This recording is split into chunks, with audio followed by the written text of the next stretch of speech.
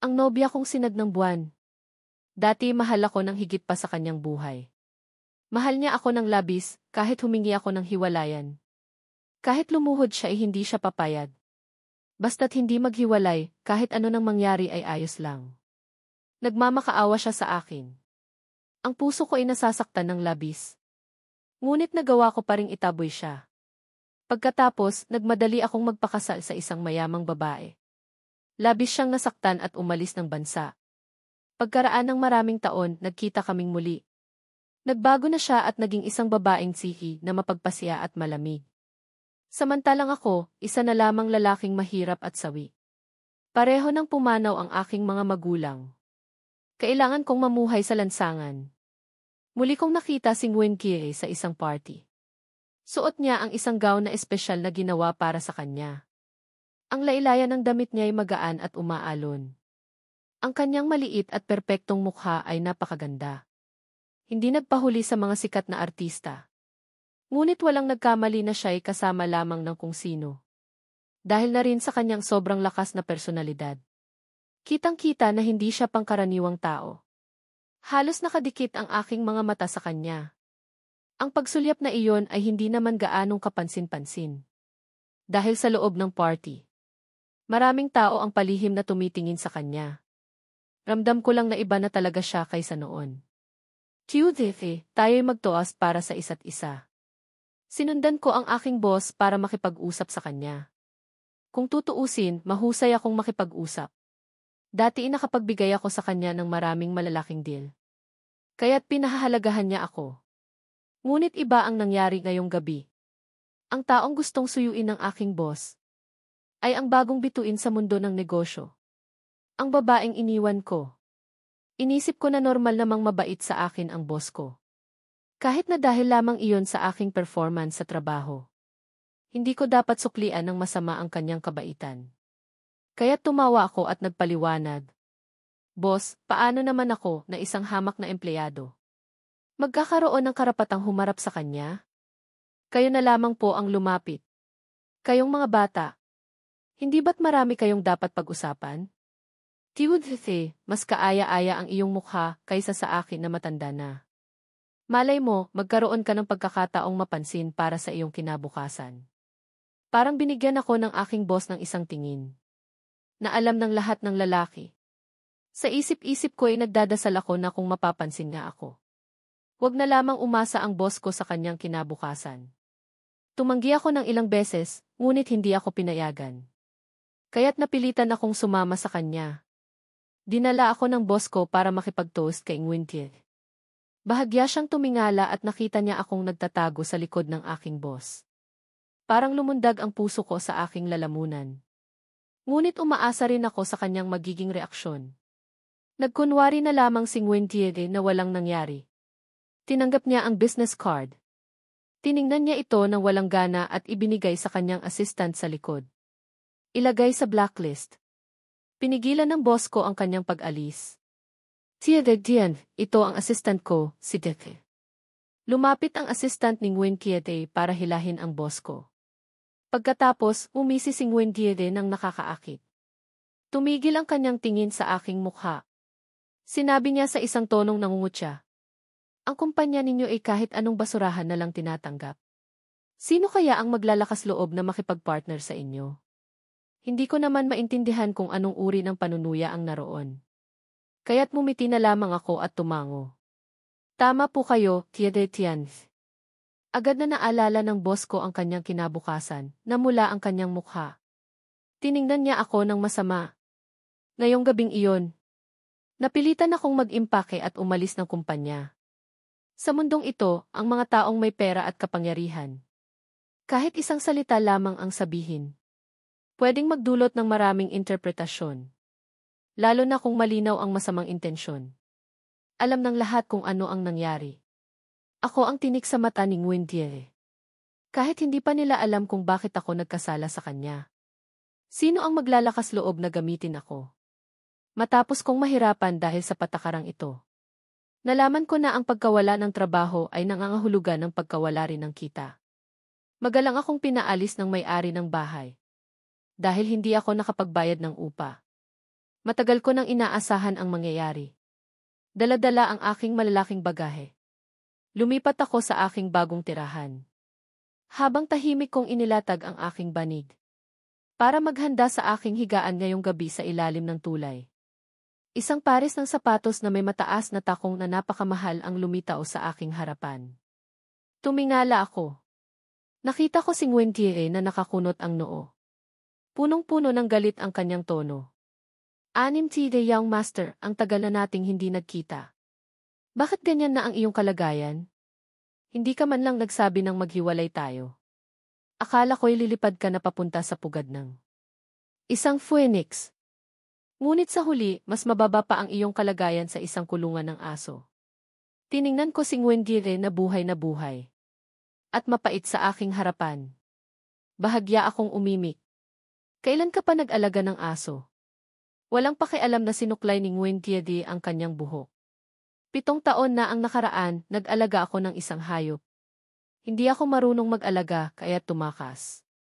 Sinubukan kong humanap ng kasiyahan sa aking paghihirap. Hindi ko akalain na ako pala ang aso na inalagaan mo. Nang araw na iyon, sumama ako sa kanyang villa. Sinabi niya sa akin na, mayroon akong 2 pagpipilian ngayon. Una, makipag-agawan sa mga pulubi sa ilalim ng tulay. Pangalawa, pakasalan siya. Nag-isip ako ng isa sangkapat ng segundo at pinili ang pangalawang opsyon. Huwag mo nga akong biruin. Huwag na lamang maging asawa niya. Kahit maging aso niya ako'y ayos lang. Napakagarbo ng kasal. Inggit na inggit sa akin ang lahat. Isang lalaking bigo. Nahiwalay na sa kanyang asawa, nakapambola pa rin ang isang maganda. Mayaman at batang babae na katulad ni Nguyen. Marami ang nagulat. Nagtanong sila sa akin kung paano ko nagawa iyon. Sinabi ko sa kanila kung paano ako dinala ni Nguyen mula sa ilalim ng tulay. Matapos marinig ng lahat ang aking kwento, hindi sila nakapagsalita. Pagkaraan ng ilang sandali, sinabi nila, ipinanganak ka talagang phoenix. Sinasabi nila na hindi nila kayang tularan ang aking ginawa. Ngunit ginagawa pa rin nila ito. Sa loob ng ilang panahon, naging hotspot ang ilalim ng tulay. Ang mga naninirahan doon ay nakatanggap ng malaking halaga ng pera para umalis. At ang mga taong gustong kumita ng madali ay nagkaroon ng bagong karanasan na matulog sa lansangan. At ako, binayaran ni Nguyen ang lahat ng aking mga utang. Pareho kaming magkakaroon ng magandang kinabukasan. Sa aming gabi ng kasal, nakahiga ako sa sofa. Sa totoo lang, masaya ako dahil siya pa rin ang huli. Kahit hindi maganda ang kanyang trato sa akin. Kahit pakakasalan niya ako dahil mayroon siyang ibang motibo. Wala akong pakialam. Tutal, ako naman ang may kasalanan sa kanya. Pagdating niya, ikukwento ko sa kanya ang lahat ng nangyari noon. Hindi ako humihingi ng tawad, gusto ko lang bumawi sa aking mga pagkakamali. Ngunit hindi pa rin siya umuuwi. Dahan-dahan akong nakatulog. Bigla akong nakarinig ng tawanan at usapan. Dumungaw ako sa pinto. Nakita ko ang aking bagong kasal na buhat ng ibang lalaki, na parang prinsesa sa kanyang mga braso. Mukhang bata pa ang lalaki. Tiningnan niya ako na may paghamak sa kanyang mga mata.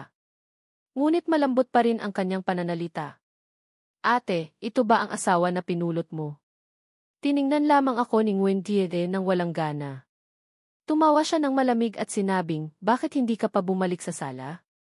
Nakakahiya ka rito. Ang makapal kong mukha na pinaghirapan kong buin. Gumuho ng lubusan sa sandaling iyon. Tumakbo ako papunta sa sala. Kaya kong makipag-usap sa mga veterano sa mundo ng negosyo. Kaya kong gamitin ang aking dila para kumita. Sa harap ng mga taong may posisyon. Ngunit hindi ko kayang magpakita ng kahinaan sa babaeng. Minahal ko ng labis at nagkasala ako.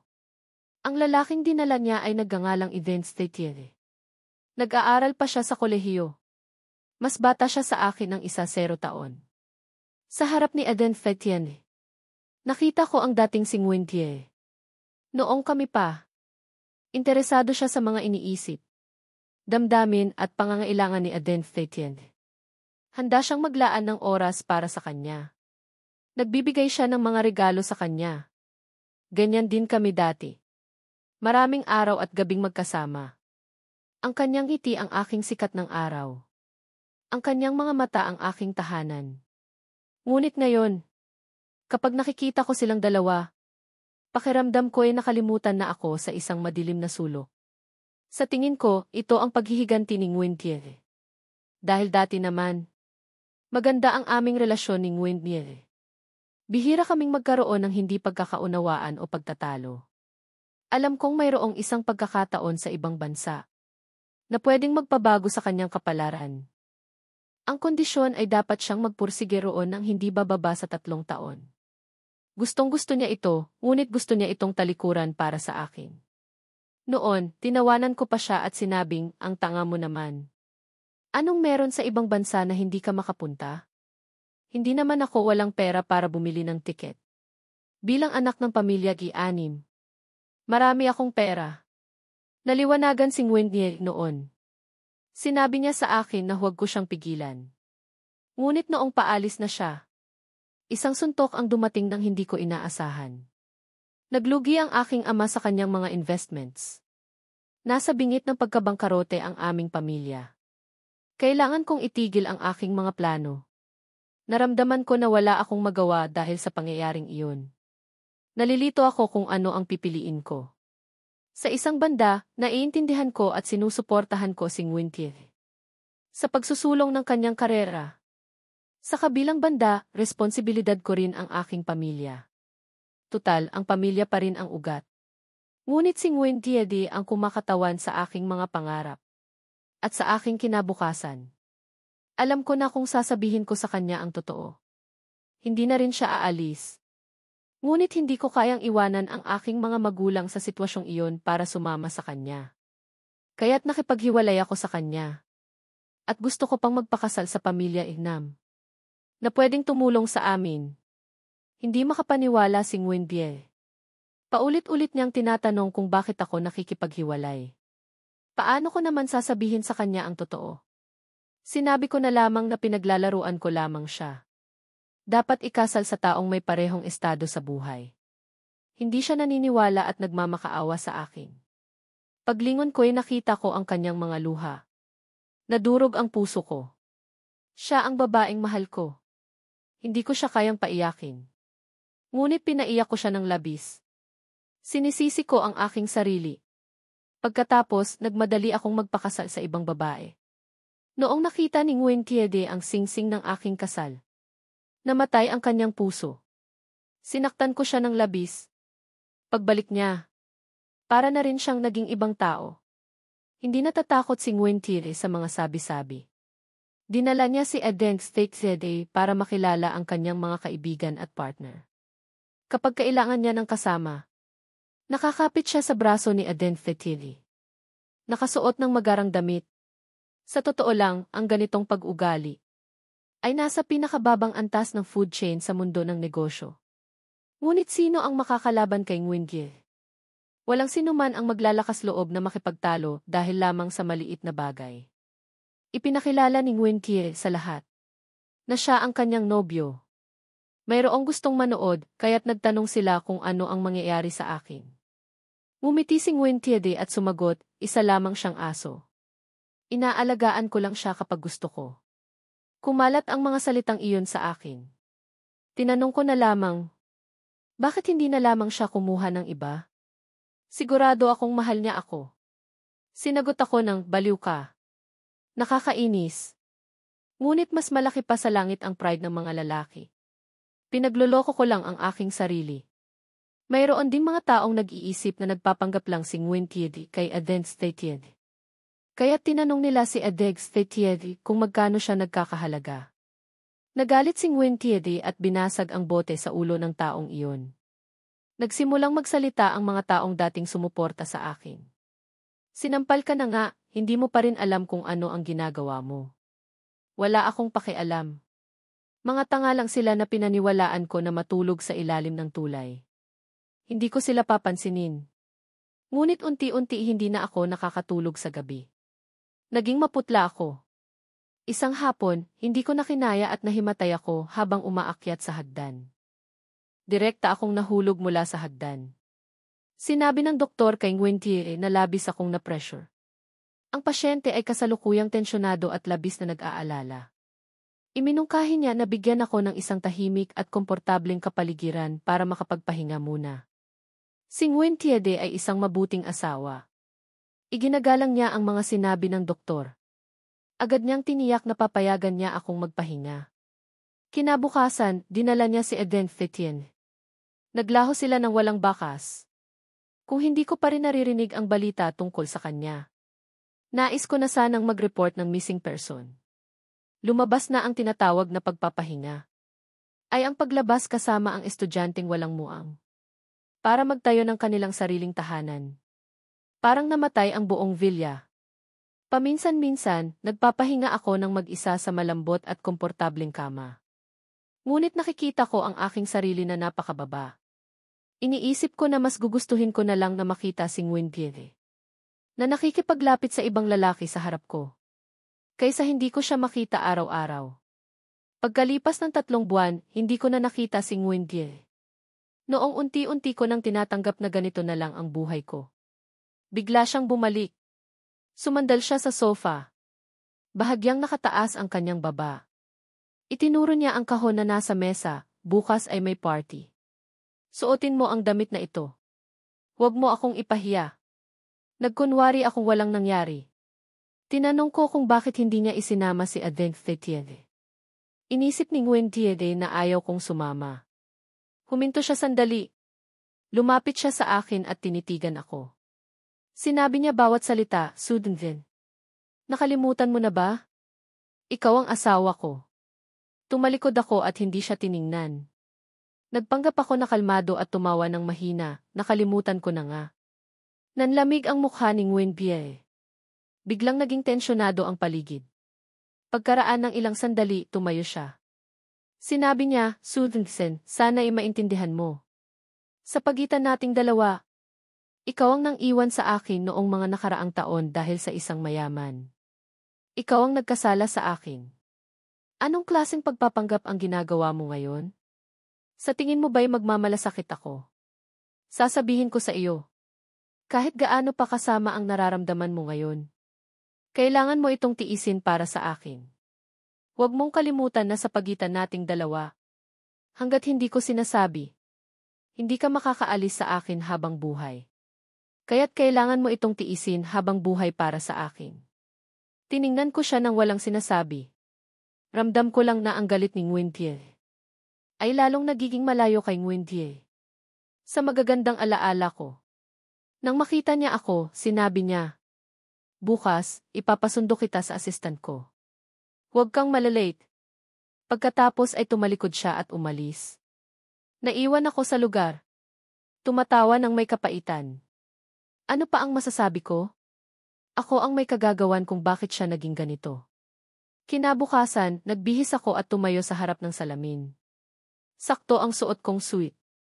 Ngunit kahit na dumaan ako sa maraming pagsubok, kahit na pinuri ako ng dating boss ko na mukhang kaaya-aya, hindi na ako makakabalik sa dati kong anyo. Kahit na magsuot ng mamahaling damit ang pulubi. Pulubi pa rin siya. Hindi na ako isang young master. Isa na akong lalaking umaasa sa babae. Alam iyon ng lahat. Nag-alinlangan ako sandali. Binuksan ko ang closet. Nandoon pa rin ang relo na bigay sa akin ng aking ina noong 58 taong gulang siya. Ito na lamang ang tanging bagay na natira sa akin. Matapos mag-bankrupt ang aming pamilya. Noong hinawakan ako ni Nguyen Thiede at pumasok sa party. Naintindihan ko kung bakit niya ako pinasama ngayon. Dahil pagpasok ko pa lamang, nakita ko ang pamilyar na tingin. Si Lan Thiede iyon na isang business partner at dati kong asawa.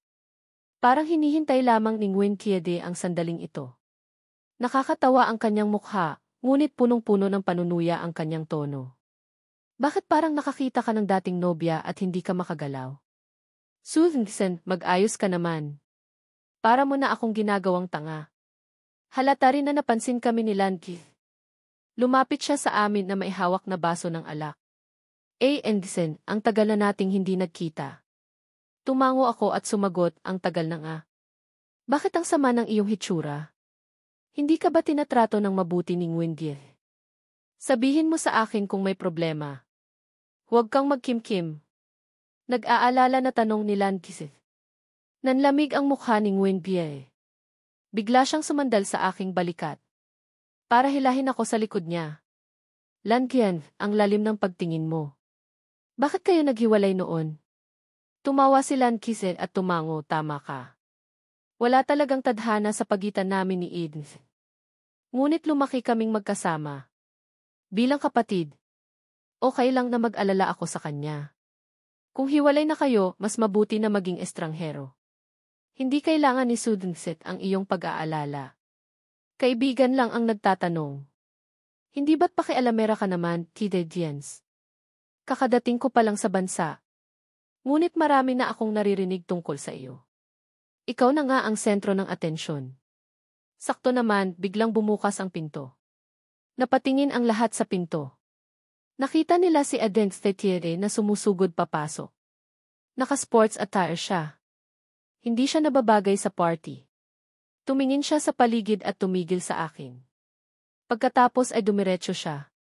Hindi pa nakakapag-react ang lahat. Sinuntok ako ni Aden Stetiere sa mukha. Natigilan ang lahat. Siguro'y ngayon lang sila nakakita ng ganito. Hinawakan ko ang aking pisngi. Naalala ko na ito'y kagagawa ni Nguyen Dien. Si Lan Kisel ang unang nag-react. Ibinato niya ang baso ng alak kay Aden Stetiere. Galit na sinabi, ano ba ang problema mo? Naalala rin ni Nguyen Tiede ang nangyari.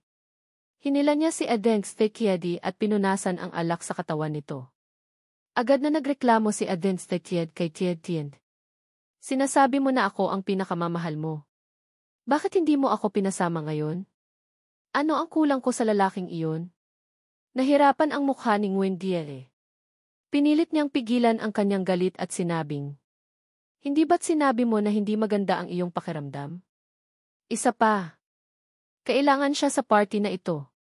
Nagalit si Aden Stetiere nang marinig niya iyon. Itinuro niya ako at sumigaw. Hindi ko maintindihan. Malinaw na hindi mo siya mahal. Bakit kailangan mo pa siyang pakasalan? Bakit hindi mo siya hiwalayan? Lalong dumilim ang mukha ni Nguyen Bie. Pumayag ka na sa akin, Kiregdir. Hiwalayan mo na siya. Ayaw kong maglakad sa labas. Na pinagtatawanan ng ibang tao. Tayong dalawa ang nagmamahalan. Ako ang dapat na asawa mo. Hindi ko alam kung anong sinabi niya ang gumulat kay Nguyen Bie. Itinaas niya ang kanyang kamay at sinampal si Aden Stetiere. Kahit anong gusto mo, ibibigay ko sa iyo. Maliban sa posisyon sa marriage certificate. Natigilan si Aden Stetiere sa sampal. Bumalik siya sa kanyang ulirat at umiiyak na tumingin kay Nguyen Bie. Gusto ko lang ng isang legitimate na identidad. Ano ang mali sa akin? Pagkatapos, hinila niya ang kanyang kamay. Umiiyak niyang sinabi, Tiede, malapit na akong mamatay. Mayroon akong sakit. Agad na ikinagulat ng lahat ang kanyang sinabi. Hinila ako ni Lan Kiseg sa kanyang tabi. Nguyen Bie. Ito ba ang tinatawag mong pagiging mabuti kay Sudnif? Pinapahirapan mo ang ibang tao. Hindi sumagot si Nguyen Bie. Noong narinig ko na ikakasal kayong dalawa. Nagpasalamat ako para kay Sudnif. Nagpasalamat ako sa kanya dahil nagkatotoo ang kanyang pangarap. Ngayon, nagsisisi ako. Kung alam ko lang na ganito ang buhay niya. Hindi ako papayag na maghiwalay kami. Ngayon, kinamumuhian ko ang aking sarili. Kinamumuhian ko ang aking sarili na itinulak ko siya sa impyerno. Pagkatapos ay tumingin siya sa akin at seryosong nagtanong, nagsisisi ka ba? Sulit ba ang babaeng ito para gawin mo ito? Hindi pa huli para magsisi. Kung papayag ka, aalis tayo kaagad. Umiti ako ng mapait at tumingin sa kanya. Umiling ako at inalis ang kanyang kamay. Salamat, Lan Qian. Ngunit wala na akong ibang pagpipilian. Pananagutan ko ang aking sariling desisyon. Nagpakita ng pagkadismaya ang mukha ni Lan Qian. May gusto pa siyang sabihin sa akin. Ngunit lumapit na si Nguyen Tiede at hinawakan ako. Dumiretso si Advanced Tiend. Hindi na siya sumisigaw, umiiyak na lamang siya. Dire, masakit ang tiyan ko. Pagkatapos niyang sabihin iyon, nahimatay siya. Sa huli, nagsimulang magpahinga si Eden Thetiri sa bahay. Abala si Nguyen Thiede sa pag-aalaga sa kanya. Bihira siyang umuwi ng bahay. Lalong lumala ang aking insomnia. Kasabay ng iba pang sintomas. Minsan, nagkaroon ako ng hallucinations. Palagi akong inaantok at wala na akong lakas. Hanggang isang umaga, nagsuka ako ng dugo. Nagulat ako at napagtanto na may problema. Nagpalit ako ng damit, kinuha ang susi at sumakay ng taxi papunta sa ospital. Tiningnan ako ng doktor. At inabot sa akin ang mga resulta ng pagsusuri. Itinulak niya ang kanyang salamin at sinabi sa akin. May kasama ka ba? Umiling ako at sumagot wala. Okay lang, sabihin mo sa akin. Kahit ano ang mangyari, tatanggapin ko. Napabuntong hininga ang doktor at sinabi, bata ka pa. Kung magsusumikap ka, may pag-asa pa. Hindi na maantala ang iyong sakit. Ang pinakamahusay na paraan para magamot ka ay ang maospital. Sa loob ng 2 buwan, magkakaroon ka ng operasyon. Ngunit napakalaki ng risk ng operasyon. Kailangan ng pahintulot ng iyong pamilya. Pagkatapos ay binigay niya sa akin ang resulta ng pagsusuri. Kinuha ko ang papel at lumabas. Sa sandaling iyon, napagtanto ko na nanginginig ang aking kamay. Hindi ako natatakot. Tumingin ako sa aking paligid. Lahat sila ay may kasama. Mayroong magkasintahan, mag-asawa at mga magulang. Ako lamang ang nag-iisa. Walang magmamalasakit sa akin. Wala na ang aking mga magulang. Sa legal na aspeto, si Nguyen Thiede lang ang pamilya ko ngayon. Hindi ko pa alam kung paano ko sasabihin sa kanya. Lumabas ako sa hall. Paglingon ko, nakita ko si Nguyen Thiede at Eden Thetiri na papasok. May dala siyang bag ng ospital. Nagkatinginan kaming dalawa. Nagulat din siya. Yumuko ang nurse at magalang na binati si Nguyen Thiede. Thiede Dians, mayroon kayong e-face check-up. Hinihintay ko na kayo. Tumango siya at hindi na ako tiningnan. Sinundan niya ang nurse. Tahimik kong ibinulsa ang resulta ng pagsusuri. Inisip ko na tatanungin niya ako. Bakit ka nandito? Ngunit hindi niya ako pinansin. Kaya't hindi ko na siya guguluhin pa. Tumalikod ako at umalis. Narinig ko ang boses ni Eden Thetiri. Pinilit kong maging kalmado. Lumingon ako at nagpanggap na kakakita ko lamang sa kanila. Hinawakan niya ang braso ni Nguyen Thiede habang lumalapit sa akin. Ikaw pala. Akala ko patay ka na. Hindi ako sigurado kaya sinubukan ko na lang. Halatang masaya siya sa kanyang tono. Tumayo si Nguyen Thiede sa tabi niya. Tinitigan niya ako ng matagal. Sa huli, nagsalita siya. Ngunit malamig pa rin ang kanyang boses. Ang sama ng hitsura mo. Uminom ka na ng gamot. Huwag mong sirain ang iyong sarili. Nakakainis kang tignan. Huwag kang mag-alala. Pagkatapos kong sabihin iyon, umalis na ako. Sinabi ni Eden Thetiri, Sudensen. Sa tingin mo ba matalino ka? Huwag mong isipin na hindi ko alam ang binabalak mo. Alam ko na pupunta kami rito. Kaya't pinili mo ang tamang oras para magpakita. Nagpanggap na mahina at nagkasakit. Nagkataon lang na nakita namin kayo. Kung hindi, bakit nagkataon na nagkasakit ako at nagkasakit ka rin? Gusto ko rin malaman. Kung nahawaan mo ba ako? Ngunit biro lang iyon. Hindi ko alam kung nahawaan mo ako o hindi. Ngunit magkaiba na ang ating mga sakit. Huwag mong isipin na magmamalasakit sa iyo si Thiede. Tumingin ako sa kanya. Eden Thetiri. Hindi ka ba nagtitiwala sa sarili mo? O hindi ka nagtitiwala sa kasintahan mo? Nagkataon lang na nagkita tayo. Ngunit napakarami mong iniisip. Sobrang tensyonado ka. Ibig sabihin, hindi ka niya mahal. Tumingin ako kay Nguyen Thiede na may ipinahihiwatig. Pagkatapos ay umalis ako. Iniwan ko si Eden Thetiri na galit. Mabilis na lumipas ang panahon. Lumipas ang 1 buwan. Sa loob ng panahong ito, tumawag sa akin ang doktor ng ilang beses. Pinayuhan niya ako na magpa-ospital na. Sinabi niya na hindi na pwedeng antalahin ang sakit ko. Hindi ko sinubukan sa loob ng panahong ito. Tinawagan ko si Nguyen Thiede. Ngunit nalaman ko na matagal na pala niya akong inilagay sa blacklist.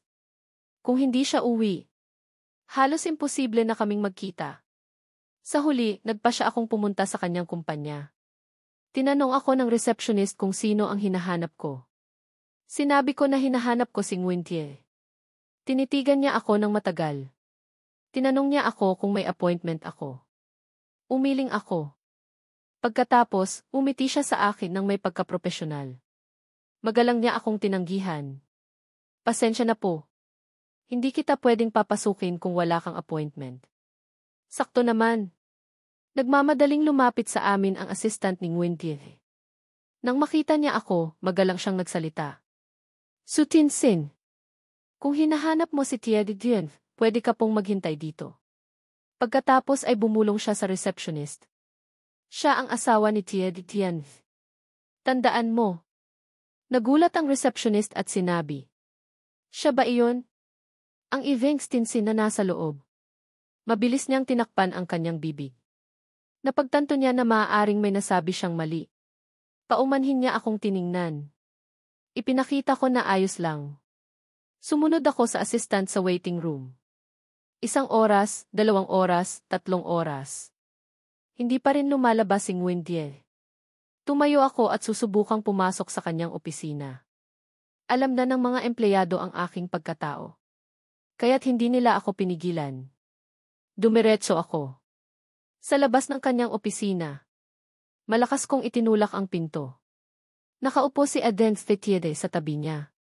Sinusubuan siya ng prutas. Nang makita niya ako, walang balak si Nguyentie na tumayo. Sumandal pa rin siya kay Aden Fetiede. Ngumisi si Aden Fetiede, Susan. Akala ko ba matalino ka? Bakit hindi ka pa rin lumabas? Kahit hindi ka gustong makita ni Kitty. Pinapahirapan mo lang kaming lahat. Wala akong panahon para makipagtalo sa kanya. Tumingin ako ng diretsyo sa mga mata ni Nguyentie. May gusto akong sabihin sa iyo. Pwedeng palalabasin mo muna siya. Hindi ko gustong sabihin ang sakit ko. Sa harap ng lalaking ito. Dahil baka pagdudahan niya ulit ako. Parang siya lang ang may sakit. Nawala ng pasensya si Nguyentie. Sabihin mo na lang. Hindi mo kailangang itago sa kanya. Hinawakan ko ng mahigpit ang aking mga kamay. Ito ay personal. Ayaw kong malaman ng lahat. Tahimik kami sandali. Tumingin siya kay Aden Fetiede. Na nagpapakita ng pagtatampo. Lumabas ka muna, Tia Dien. Ayaw ni Aden Fetiede na umalis.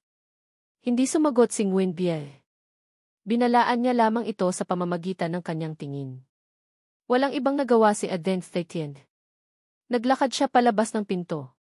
Sa pinto, bigla siyang lumingon. Ang bag ko na nasa mesa, ibigay mo sa akin.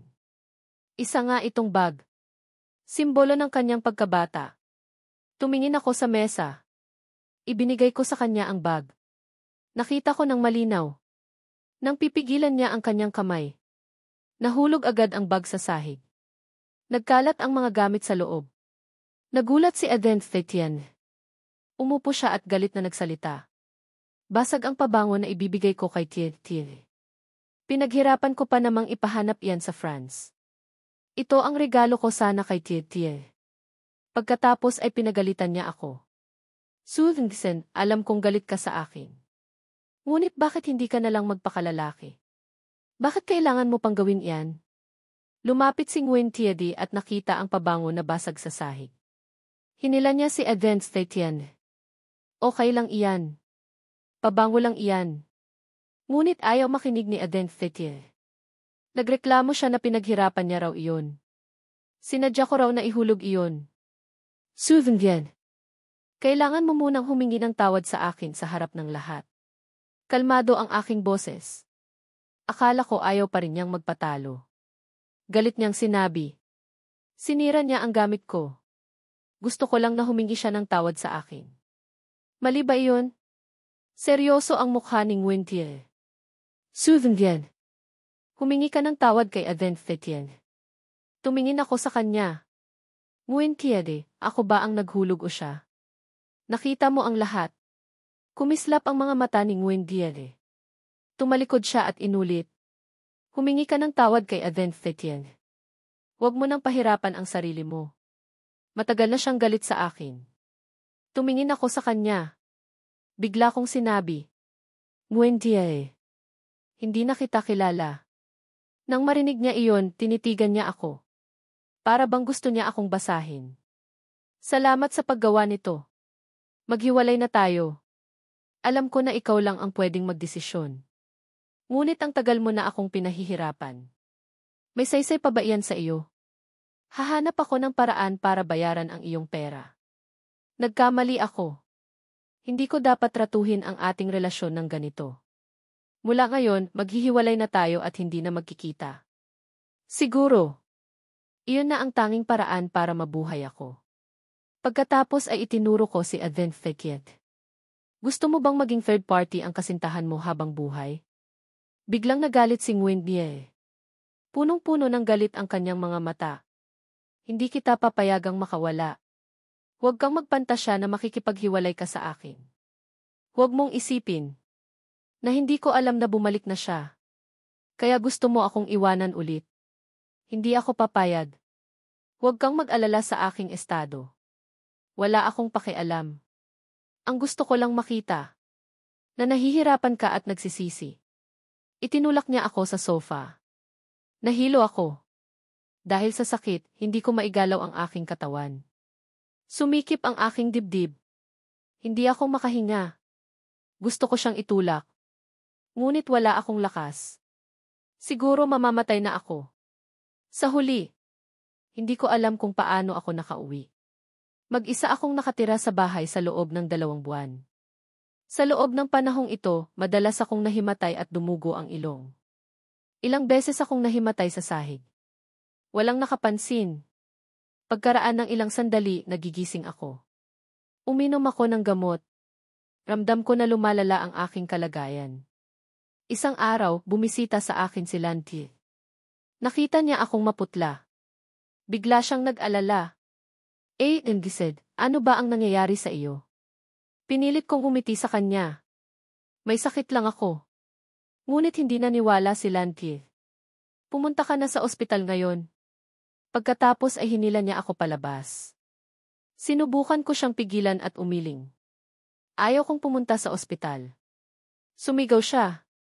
Bakit mo sinisira ang iyong kalusugan? Ito ang unang beses na nakita ko siyang nagalit ng ganito. Hindi ko siya mapigilan. Nahilo ako. Unti-unti kong nawalan ng malay. Nahulog ako sa harap niya.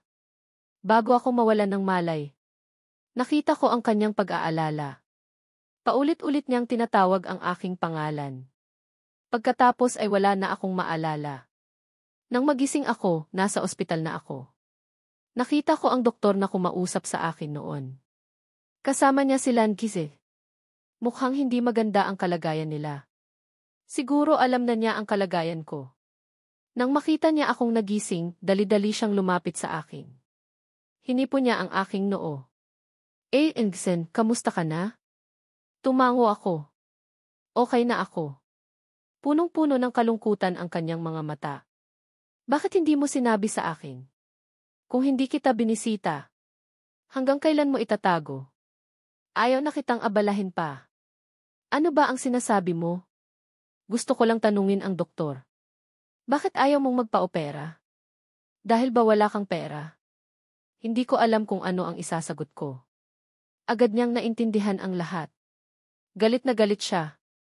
Nguen Giere, hindi ka tao. Aalis na sana siya. Sinubukan ko siyang pigilan. Hindi niya alam ang tungkol sa aking sakit.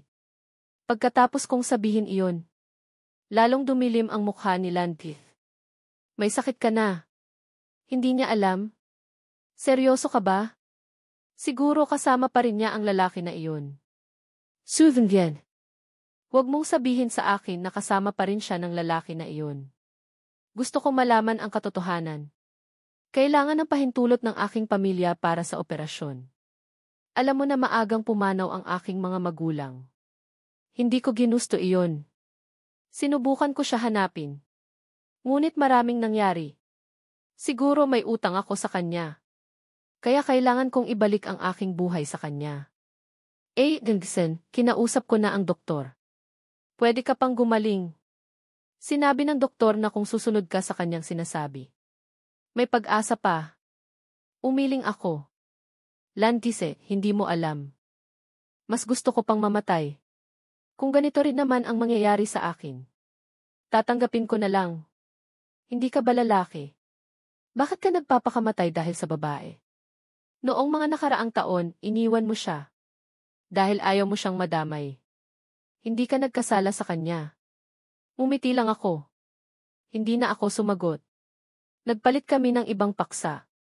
Nakita ni Lankise na ayaw kong magsalita. Nagbuntong hininga na lang siya. Pagkatapos naming mag-usap, naramdaman ko na pagod na ako. Natulog ako sa loob ng 2 araw. Nang magising ako, narinig ko ang ingay sa labas. Sinubukan kong dumilat. Narinig ko ang boses ni Nguyen-pye. Kinakatok niya ang pinto ng aking kwarto. Paulit-ulit niyang tinatawag ang aking pangalan. Pinabantayan ko ang aking pinto kay Lankith. Hindi pinapayagan ng mga gwardiya na pumasok siya. Asawa ko ang nasa loob. Umalis kayo. Sinubukan kong bumangon at pindutin ang doorbell. Nang marinig ng mga gwardiya ang nangyayari, binuksan nila ang pinto. Nagwawala si Nguyen-pye sa labas. Gusto kanyang makita. Tumango ako sa kanya. Papasukin mo siya. Mabilis na tumabi ang gwardiya.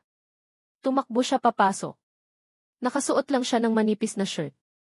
Gulo-gulo ang kanyang buhok. Ibang-iba siya sa kanyang dati. Halata na nagmamadali siya. Hinawakan niya ang aking kamay. Puno ng eyebags ang kanyang mga mata. Bakit hindi mo sinabi sa akin? Inalis ko ang kanyang kamay sa akin. Gusto ko sanang sabihin sa iyo. Nang una kong malaman ang aking sakit, kasama mo si Aden Thetien. Hawak ko ang resulta ng pagsusuri. Gusto ko sanang sabihin sa iyo. Ngunit sinabi mo na nakakainis akong tignan. Pangalawa, paulit-ulit kitang tinatawagan. Gusto ko sanang humingi ng tawad. Ngunit blacklisted ako. Pangatlo, pumunta ako sa kumpanya. Gusto ko sanang sabihin sa iyo ng personal. Ngunit dahil sa pabango, kailangan kong humingi ng tawad kay Aden Thetien. Naalala ko na galit ka sa akin. Ayaw mo akong patawarin. Ngayon, mamamatay na ako. Binabati kita, Nguyen-pye. Malapit ka nang magtagumpay. Matagal na rin akong hindi tumatawag sa kanya ng ganito. Madali kong nasabi iyon. Natahimik kami. Lumapit sa akin si Nguyen-pye. Engsen, mali ako. Kasalanan ko ang lahat. Pumunta sa akin si Lankith. Alam ko na kung bakit ka nakipaghiwalay sa akin. Patawarin mo ako. Makasarili ako. Hindi ko alam na napakalaki ng problema ng inyong pamilya. Pagkatapos kong mawalan ng malay, dumating si Lankith at pinagalitan ako sa harap ng lahat. Sinabi sa akin ni Lankith ang lahat. Sinabi niya na hindi mo siya minahal. Nagkasundo sila para hiwalayan ka. Kasalanan ko. Engsen, kailangan mong gumaling. Tatawagan ko ang pinakamahusay na doktor para sa'yo. Hindi na ako gagawa ng mga bagay na magpapalungkot sa iyo. Kapag gumaling ka, maglalakbay tayo sa buong mundo. Marami pa tayong hindi nagagawa. Tahimik ko siyang tiningnan na nagpapakumbaba. Hindi ako kinikilig. Nguyen-pye, pagod na ako. Pinutol ko siya. Ngumiti si Nguyen-pye. Hinipo niya ang aking mukha. Malandi niyang sinabi, "Okay, magpahinga ka na. Dito lang ako." Umiling ako.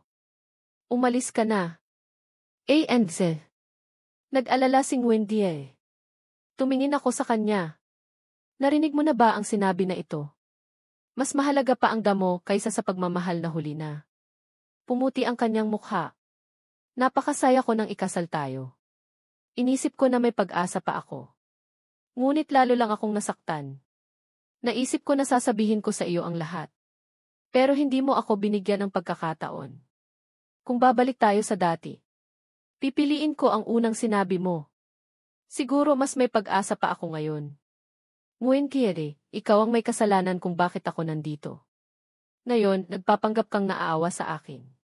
May saysay ba iyan sa iyo? Pakiusap ko, tandaan mo na ikaw ang dahilan kung bakit ako namatay. Ito ang huling beses na nagkita tayo. Kahit na wala na akong panahon. Ayaw kong makita ang iyong mukha. Kaya, pakiusap, layuan mo ako. Pagkatapos ay pinindot ko ang doorbell. Pumasok ang gwardiya. Pakiusap, paalisin mo si Tiens. Huwag mo siyang papasukin. Pagkatapos kong sabihin iyon, nanginginig ang kanyang katawan. Hindi siya umalis. Sa huli, pinalabas siya ng mga gwardiya. Sa pinto, bigla ko siyang tinawag. Inisip niya na napag-isip-isip ko na. Masaya siyang lumingon. Narinig niya akong nagsasalita. Mayroon pa akong isang hiling. Anderson, sabihin mo kung anong gusto mo. Sa aking libing. Sana huwag kang dumating. Biglang dumilim ang kanyang mukha. Mula sa araw na iyon, alam ko na naroon siya sa labas. Pagkatapos ay sinabi sa akin ni Lanise na hindi niya ako maintindihan. Noong galit siya sa akin, sinundan kita. Ngayon na gusto niyang bumawi, ayaw mo naman. Tumawa ako. Siguro gusto ko lang gumanti. Lanise, dalhin mo ako. Alam ko na hindi na ako magtatagal. Ayaw kong manatili sa ospital. Tumingin si Lanise sa akin at tumango. Kinabukasan, sinamantala niya ang kanyang pagkakataon. Pinalabas ako ni Lanise nang bumaba siya para sagutin ang telepono. Pagkatapos niyang malaman ang tungkol sa aking sakit. Nakipaghiwalay si Nguyen kay Eden Stetien. Hindi iyon matanggap ni Eden Stetien. Sinabi niya na magpapakamatay siya. Hindi siya pinansin ni Nguyen. Agad niyang pinadala sa rooftop si Eden Stetien. Hindi akalain ni Eden Stetien na kaya niyang gawin iyon. Galit siyang umalis. Nasagasaan siya ng sasakyan. Nabalitaan na putol ang kanyang paa. Nang dalhin siya sa ospital, wala na siyang malay. Kinailangan niya itong putulin. Nagbigay sa kanya si Nguyen ng 5 milyon. Nagpadala rin siya ng termination contract. Hindi na siya dinalaw ni Nguyen. Matagal na siyang walang pakialam.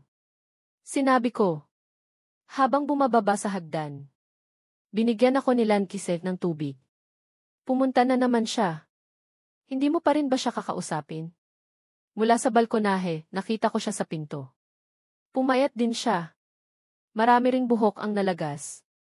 Umiling ako. 2 linggo matapos nyon, namatay ako. Pumunta si Nguyen sa aking libing. Tumayo siya sa likod ng mga tao. Pagkatapos ay nagsimula siyang maglasing. Sa huli, isang araw. Nalasing siya. Nahulog siya sa villa.